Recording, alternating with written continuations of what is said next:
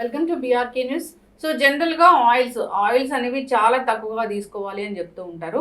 So అసలు వంటకి ఏది మంచిది? సో కొలెస్ట్రాల్ వస్తుంది, సో హార్ట్ అటాక్స్ వస్తున్నాయి ఇలా చెప్తున్న నేపథ్యంలో అసలు హార్ట్ ఇష్యూస్ ఉన్న వాళ్ళు ఎలాంటి ఆయిల్ తీసుకోవాలి? So less oil use చేయాల్సిందేనా?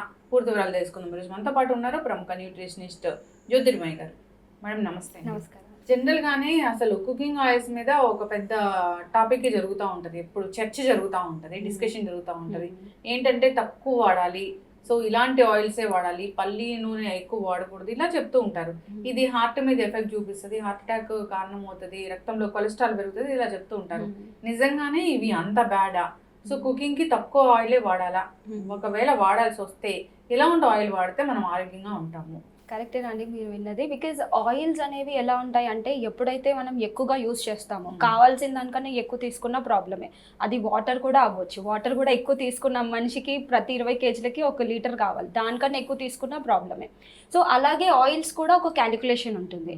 అంటే ఒక్క మనిషికి నెలకి 1/2 లీటరే వాడాలి. సో జనరలీ మనం ఇంట్లో చూసుకున్నట్టు అయితే ప్రతి ఇంట్లో లీటర్ పెద్ద పెద్ద క్యాన్స్ టిన్స్ తెచ్చుకొని యూస్ చేసుకుంటూ ఉంటారు. బట్ అలా యూస్ చేయొద్దు. యాక్చువల్లీ ఒక్క మనిషికి నెలకి 1/2 లీటర్ మట్టికే వాడాలి. అంటే ఇంట్లో నలుగురు ఉన్నట్టు అయితే ఓన్లీ 2 లీటర్స్ ఆయిలే వాడాలి. కొంతమంది ఏం చేస్తారంటే ఆయిల్స్తో పాటు నెయ్యి మంచిది కదా అని నెయ్యి కూడా వాడుతూ ఉంటారు. సో నెయ్యి కానీ ఆయిల్ కానీ ఇంకా ఏ ఆయిల్, ఆలివ్ ఆయిల్ మంచిది హార్ట్కి ఇవన్నీ చెప్తూ ఉంటారు. ఏ ఆయిల్ తీసుకున్నా కానీ మనకి క్యాలరీస్ మట్టికి అంతే వస్తుంది అనమాట. అంటే 1 గ్రామ్కి 9 కిలో క్యాలరీస్ ఎనర్జీ వస్తుంది. అదే మనం కార్బోహైడ్రేట్స్ అండ్ దీంతో పాటు ప్రోటీన్ తీసుకున్నట్టు అయితే 1 గ్రామ్కి 4 కిలో క్యాలరీస్ ఎనర్జీ వస్తుంది. కాకపోతే ఆయిల్స్కి 9 కిలో క్యాలరీస్ వస్తుంది. అంటే when you compare with carbohydrates ఇంకా ప్రోటీన్స్ తోటి కంపేర్ చేస్తే ఫ్యాట్స్ నుంచి అంటే మనకి ఆయిల్స్ నుంచి ఎక్కువ క్యాలరీస్ వస్తుంది. అందుకే మనం చాలా తక్కువగా చూస్ చేసుకోవాలి. అండ్ ఇంకొకటి ఆయిల్స్లో ఎలాంటి ఆయిల్స్ చూస్ చేసుకోవాలనేటప్పటికీ చూస్తే మనకి డిఫరెంట్ కైండ్స్ ఆఫ్ ఆయిల్స్ మార్కెట్లో అవైలబుల్ ఉన్నాయి. అండ్ ఎక్కడ చూసినా కానీ రిఫైన్డ్ ఆయిల్సే ఉంటాయి.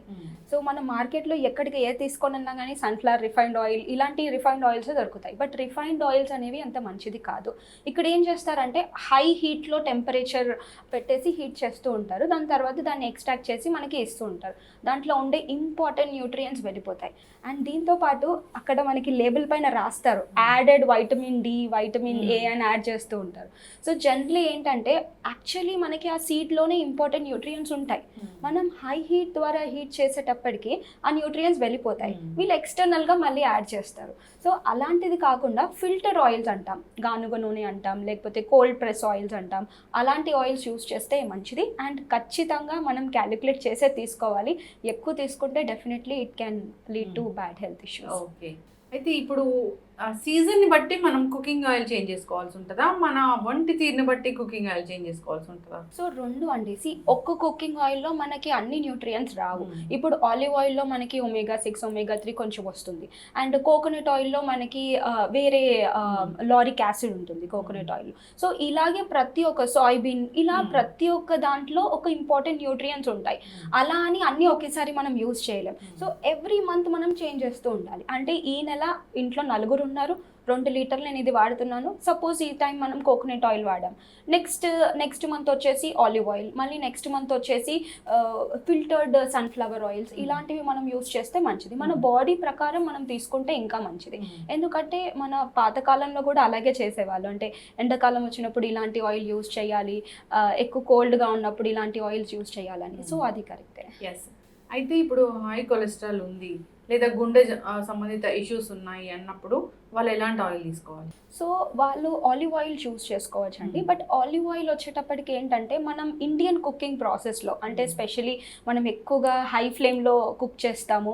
సో హై ఫ్లేమ్లో ఆలివ్ ఆయిల్ని కుక్ చేసినప్పుడు దాంట్లో ఉండే న్యూట్రియంట్స్ వెళ్ళిపోతాయి అనమాట. సో ఎక్కువ హీట్ చేయొద్దు అనమాట. స్పెషలీ ఆలివ్ ఆయిల్ ఎక్కువ సాలడ్ డ్రెస్సింగ్కి యూస్ చేస్తూ ఉంటారు. సో ఈ ఆలివ్ ఆయిల్ సాలడ్ డ్రెస్కి మనం యూస్ చేసుకోవచ్చు. అండ్ మిగతా ఏదైతే సూప్స్ కానీ ఎలాంటివి ఏదైతే చేస్తుంటే దాంట్లో ఆలివ్ ఆయిల్ వాడచ్చు. కాకపోతే ఆలివ్ ఆయిల్ ప్లేస్లో ఇంకా వేరే ఆయిల్స్ కూడా స్పెషల్లీ మనం కోకోనట్ ఆయిల్ కూడా మంచిదని చెప్తూ ఉంటాం. కోకోనట్ ఆయిల్ సాచురేటెడ్ ఫ్యాట్స్ కిందకి వస్తాయి అనమాట. సో సాచురేటెడ్ ఫ్యాట్స్ అంత మంచివి కాదు. సో అలాంటప్పుడు మొత్తమే ఆపేయాలా అని కాదు. So you can use coconut oil, but limited అమౌంట్స్లో కోకోనట్ ఆయిల్ యూస్ చేసుకుంటే మంచిది. ఎస్. సో ఇప్పుడు రీహీట్ ఎక్కువ సార్లు వాడడం అసలు దాని గురించి ఏం చెప్తారు? సో రీహీట్ అనేది మంచిది కాదండి. బికాజ్ ఏంటంటే ఒకే టైం చాలా మంది ఏం చేస్తారంటే డీప్ ఫ్రై చేస్తూ ఉంటారు. మనం బయటికి వెళ్ళామనుకోండి మనకి what you say different kind of అలాంటివి ఎగ్జాక్ట్లీ వేరే స్నాక్స్ ఏది తీసుకున్నా కానీ దాన్ని ఒకటే ఆయిల్లో డీప్ ఫ్రై చేస్తూ ఉంటారు. అదే ఆయిల్ తీసేసి మళ్ళీ కొత్తది వేస్తారంటే వేయరు, దాంట్లోనే మళ్ళీ ఇంకా కొత్త ప్యాకెట్ వేసేస్తారు. ఇలా చేసినప్పుడు ఏమవుతుందంటే ట్రాన్స్ ఫ్యాట్స్ ఎక్కువ పెరిగిపోతాయి. When you reheat oil trans fats ఎక్కువ పెరిగిపోతాయి. అది అల్టిమేట్లీ మన బాడీలోకి వచ్చేస్తుంది. అండ్ ఈ ట్రాన్స్ ఫ్యాట్ వల్లనే మనకి ఎక్కువగా కొలెస్ట్రాల్ ఫార్మేషన్ అవ్వడం, ప్లేక్ ఫార్మేషన్ అవ్వడం ఇలాంటివన్నీ జరుగుతుంది. సో చాలా మంది అపోహ ఏంటంటే నేను నాన్ వెజిటేరియన్ తినను దానివల్ల నాకు కొలెస్ట్రాల్ రాదనుకుంటారు. బట్ ఈ ట్రాన్స్ ఫ్యాట్స్ కానివ్వచ్చు, లేకపోతే any kind of bakery items like you know బేకరీలో ఏదైనా కానీ చిప్స్, డీప్ ఫ్రైడ్ ఐటమ్స్ మనకి ఇన్స్టెంట్ చిప్స్ చేసిస్తారు, లేకపోతే ఫ్రైడ్ పొటాటో ఫ్రైస్ కానివ్వచ్చు, మళ్ళీ ఏది తీసుకున్నా కానీ కూడా వాళ్ళు రీహీట్ చేస్తూ ఉంటారు, ఎక్కువగా ఫ్యాట్స్ ఇలాంటివన్నీ యాడ్ చేస్తారు. సో దానివల్ల డెఫినెట్లీ ఫ్యూచర్లో బేకరీ ఐటమ్స్ ఇలాంటివి ఎక్కువ తీసుకోవడం వల్ల హార్ట్ రిలేటెడ్ ఇష్యూస్ వచ్చే ఛాన్సెస్ ఉంటాయి. ఎస్, ఖచ్చితంగా అండి, చాలా చక్కగా చెప్పారు. అయితే కుకింగ్ ఆయిల్ అనేది లిమిటెడ్ క్వాంటిటీ అనేది మనం వాడాల్సి ఉంటుంది. ఇంకా రీహీట్ చేయడము, డీప్ ఫ్రై చేయడం అలాంటివి అసలు ఎక్కువగా చేయకూడదు, తీసుకోకూడదు.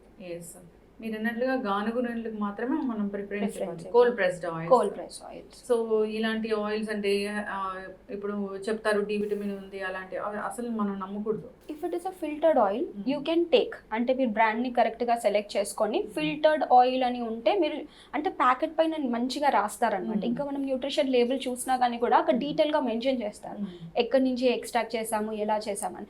సో అది మనం ప్రాసెస్ మనం రెగ్యులర్గా ఫాలో అయ్యామనుకోండి మనకి హెల్ప్ అవుతుంది. పోనీ పూర్తిగా కోకోనట్ ఆయిల్ వాడుతూ మనము ఈ కుక్ చేస్తే సో అది మనకి హెల్త్కి బెనిఫిటేనా?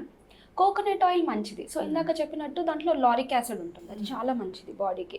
కాకపోతే కోకోనట్ ఆయిల్ సాచురేటెడ్ ఫ్యాట్స్ కిందకి వస్తుంది, మరి ఎక్కువ కూడా వాడద్దు. సో కంటిన్యూగా కోకోనట్ ఆయిల్ కాకుండా you should keep on changing the oils. ఇప్పుడు మనకి ఒకటే ఫుడ్లో నుంచి అన్ని న్యూట్రియన్స్ రావు కదా, సో అలాగే ఒకటే ఆయిల్ నుంచి అన్ని న్యూట్రియన్స్ రావన్నమాట. సో అందుకే రెగ్యులర్గా చేంజ్ చేస్తూ ఉంటే బెటర్. కోకోనట్ ఆయిల్ కూడా వాడుకోవచ్చు, లిమిటెడ్ క్వాంటిటీలో వాడుకోవచ్చు. అసలు నూనె అనేది అవసరమే మన ఒంటికి. డెఫినెట్లీ నూనె fats are very important for our body. ఎందుకంటే 1 గ్రామ్, స్పెషల్లీ చాలా మంది ఫాస్టింగ్స్ ఉంటూ ఉంటారు కదా, వాళ్ళు ఏం చేయాలంటే ఒక గ్లాస్ వాటర్లో డే అంతా ఫాస్టింగ్ ఉంటారు, కొంతమందికి ఇలా తల తిరగడం ఇలాంటివన్నీ ఉంటాయి. అలాంటి వాళ్ళు ఒక గ్లాస్లో 1 teaspoon of ghee add చేసి తీసుకుంటే డే అంతా ఎనర్జీ ఉంటుంది వాళ్ళకి, నీరసం కాకుండా అలసిపోకుండా ఉంటుంది. So that can help. So fats are very important, కానీ లిమిటెడ్ ఉంటేనే బాడీకి బెనిఫిట్. ఎక్కువ తీసుకుంటే it can harm our body. చాలా చక్కగా చెప్పారండి. డిఫరెంట్ మెటబాలిజం ఉంటుంది, డిఫరెంట్ హెల్త్ ఇష్యూస్ ఉంటాయి, డిఫరెంట్ సీజన్స్ ఉంటాయి. సో దాన్ని బట్టి మనం ఆయిల్స్ అనేది వాడుకోవాలి. ఇంకొకటి ఏంటంటే మీరు చెప్పారు అసలు రిఫైన్డ్ ఆయిల్స్ అనేవి వాడకూడదు అని. సో గానుగు నూనెలు, కోల్డ్ ప్రెస్డ్ ఆయిల్స్ ఇలాంటివి చాలానే ఉన్నాయి, వాటిని తీసుకుంటే మంచిది. సో చక్కటి ఇన్ఫర్మేషన్ అండి. చాలామంది కూడా మరి కోకోనట్ ఆయిల్ని డైరెక్ట్గా తీసుకుంటూ ఉంటారు, అది మంచిదేనా? తీసుకోవచ్చు, లైక్ టేకింగ్ 1 టీ స్పూన్, కానీ ఎక్కువ కాకుండా you can take. But again ఓవరాల్గా 1 మంత్లో మీరు ఎంత తీసుకుంటున్నారు అనేది ఇంపార్టెంట్. ఇప్పుడు మీరు 1 టీ స్పూన్ కోకోనట్ ఆయిల్ లేకపోతే 2 టీ స్పూన్స్ కోకోనట్ ఆయిల్ కొంతమంది ఎర్లీ ఇన్ ద మార్నింగ్ తీసుకుంటారు. డే అంతా మీ ఫ్యాట్ కంటెంట్ అనేది ఎక్కువగా లేదు, సాలెడ్స్ కానీ ఇలాంటివి నార్మల్గా కుక్డ్ వెజిటేబుల్స్ తీసుకుంటున్నారు, కుక్డ్ ఫుడ్ తీసుకుంటున్నారు ఆయిల్ లేకుండా అంటే దట్స్ ఓకే. అసలు న్యూట్రిషన్ వాల్యూస్ అంటే ఏముంటాయి ఈ కోల్డ్ ప్రెస్డ్ ఆయిల్స్లో? ఫస్ట్ థింగ్ ఇందాక చెప్పినట్టు వైటమిన్ ఏ కానీ కొన్ని ఇంపార్టెంట్ మినరల్స్ ఉంటాయి అన్నమాట. ఆ మినరల్స్ కానీ వైటమిన్స్ కానీ ఆ సీడ్లో అలాగే ఉంటాయి. సో ఆ సీడ్ని ప్రెస్ చేసి తీయడం వల్ల ఒక్కొక్క దాంట్లో ఒక్కొక్కటి ఉంటుంది. ఇందాక నేను చెప్పినట్టు కోకోనట్ ఆయిల్లో మనకి లారిక్ యాసిడ్ ఉంటుంది, అదే మనకి ఆలివ్ ఆయిల్లో మనకి ఒమేగా 3 ఫ్యాటీ యాసిడ్స్ ఉంటాయి, అది కూడా చాలా మంచిది అనమాట. సో సాచురేటెడ్ అన్సాచురేటెడ్ ఫ్యాట్స్ అనేవి ప్యూఫా మ్యూఫా అంటాం, ఇవి 2 మంచిదే. కానీ ఏంటంటే ఆయిల్ కంటెంట్ ఎక్కువ తీసుకున్న కొద్దీ క్యాలరీస్ కూడా పెరిగిపోతాయి, ఓవర్ వెయిట్ కూడా అవుతారనమాట. సో అలా జాగ్రత్తగా మనం చూసుకుంటే ఏ ఆయిల్ అన్నా కానీ కూడా లిమిటెడ్లో తీసుకుంటే ఏం ప్రాబ్లం లేదు. చక్కటి ఇన్ఫర్మేషన్ అండి. ఆయిల్స్ తీసుకునేటప్పుడు మీరు చెప్పిన జాగ్రత్తలు తీసుకోవాలని కోరుకున్నాం. ఒకటే టైప్ ఆఫ్ ఆయిల్ కాకుండా all types of oils use చేయాలి. సో అది మీరు చెప్పిన పద్ధతిని బట్టి ఒక రోజు ఇలాంటిది, ఇంకొక 1 వీక్ తర్వాత ఇంకొక లాంటి ఆయిల్ ఇలాంటివి యూస్ చేయాలి. సో అన్ని రకాల విటమిన్స్ అండ్ మినరల్స్ మనకి రావాలి కాబట్టి మినరల్స్ ఉంటాయి కదా, వీటిని వాడుకోవాలని కోరుకున్నాం. చాలా చక్కటి ఇన్ఫర్మేషన్ అండి, ధన్యవాదాలు.